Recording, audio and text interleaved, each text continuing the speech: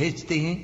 مومنوں تم بھی ان پر درود بھیجو اور خوب سلام بھیجا کرو۔ جو لوگ اللہ اور اس کے پیغمبر صلی اللہ علیہ وآلہ وسلم کو اذیت پہنچاتے ہیں ان پر اللہ دنیا اور آخرت میں لعنت کرتا ہے، اور ان کے لیے اس نے ذلیل کرنے والا عذاب تیار کر رکھا ہے۔ اور جو لوگ مومن مردوں اور مومن عورتوں کو ایسے کام کی تہمت سے جو انہوں نے نہ کیا ہو ایذا دیں تو انہوں نے بہتان کا اور کھلے گناہ کا بوجھ اپنے سر پر رکھا۔ اے پیغمبر صلی اللہ علیہ وآلہ وسلم، اپنی بیویوں اور بیٹیوں اور مسلمانوں کی عورتوں سے کہہ دو کہ باہر نکلا کریں تو اپنے چہروں پر چادر لٹکا کر گھونگھٹ نکال لیا کریں۔